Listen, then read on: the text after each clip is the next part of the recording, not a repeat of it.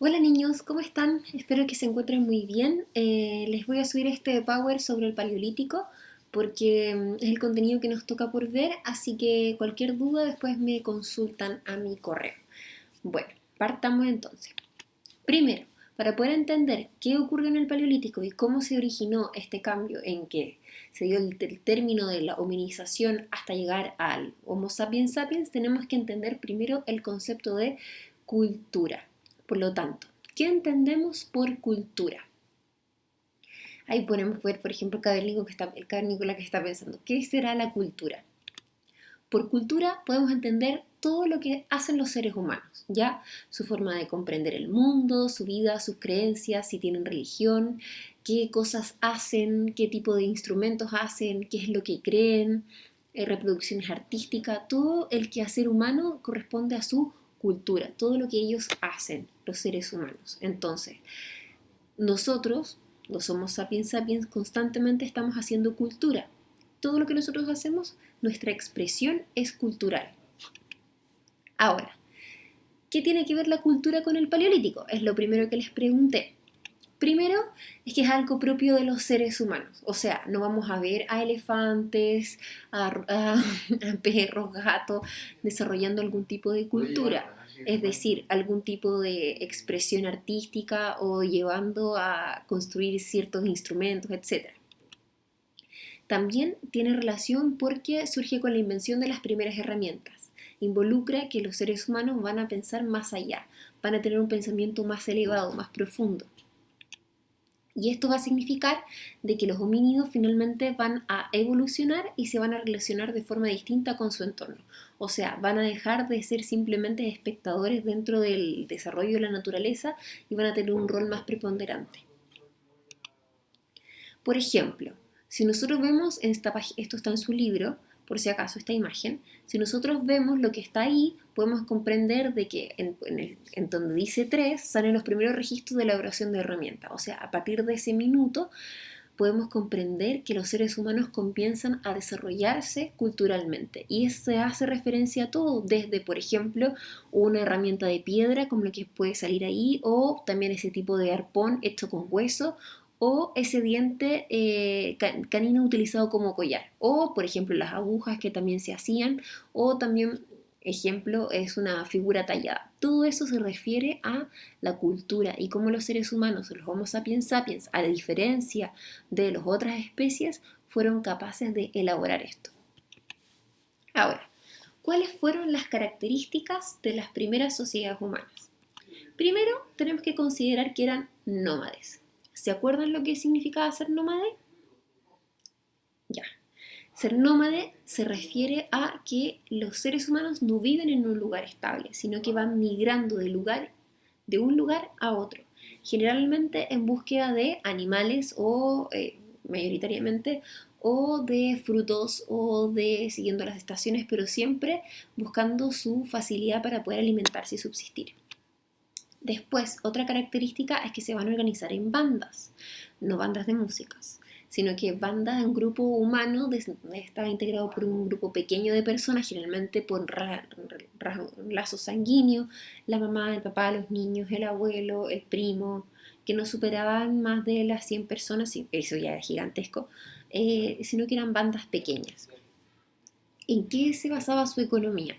En la caza, la pesca y la recolección. Sabían cazar, evidentemente animales más bien de proporción pequeña, a la pesca, pues ya vimos que se elaboraban arpones, y la recolección de frutos silvestres y de semillas que encontraban en la naturaleza, porque en esta época aún no sabían cultivar.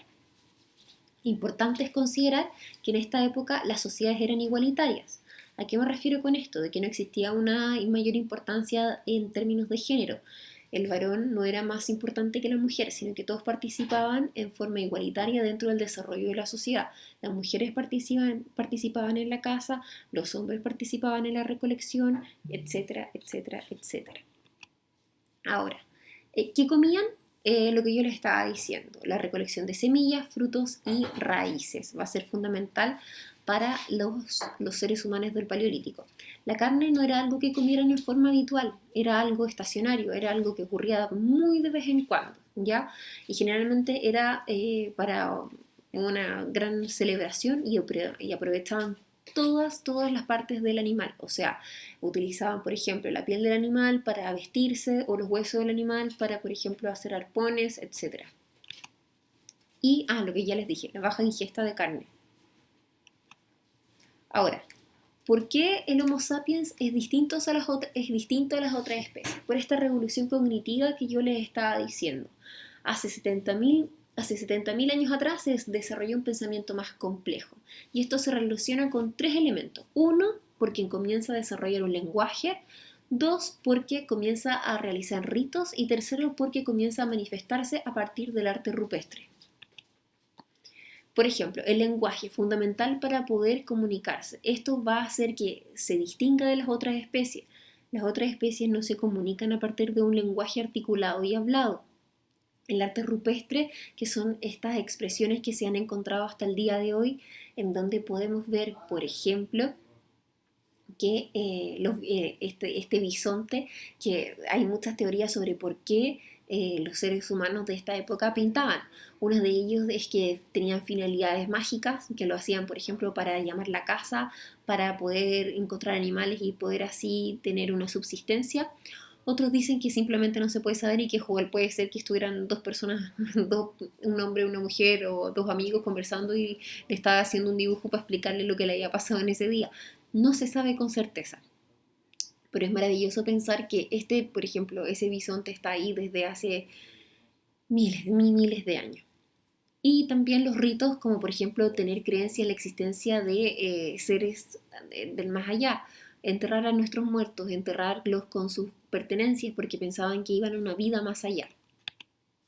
Ahora, esto significa que los seres humanos, por lo tanto, se van a adaptar a su medio, lo van a transformar con la intención de satisfacer sus necesidades. Y eso es muy importante, porque eso es distinto a lo que ocurre con las otras especies, ya sean los otros homínidos o los otros seres vivos, como por ejemplo los monos, que son los primos más cercanos que tenemos.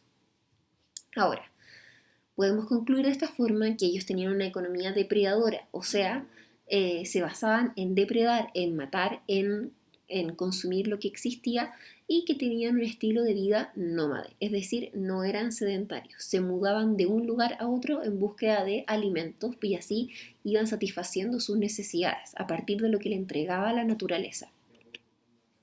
Ahí tenemos un ejemplo de una ilustración de cómo era la vida en el Paleolítico. Si ustedes se fijan, unos están tallando piedra, los otros están cocinando alimentos, otros, por ejemplo, están pescando, están secando la carne, construyendo una especie de choza, etc. Ahora, ¿cómo va a terminar el Paleolítico? Con el descubrimiento de la agricultura y la domesticación de animales. Pero eso ya es otro tema. Y eso va a dar una nueva etapa que se da el Neolítico. Los invito a que hagan clic en ese link que les dejo ahí, que es un video explicativo al respecto de lo que les acabo de explicar. Dudas, preguntas, ya saben dónde encontrarme, que estén muy bien, espero que nos veamos pronto.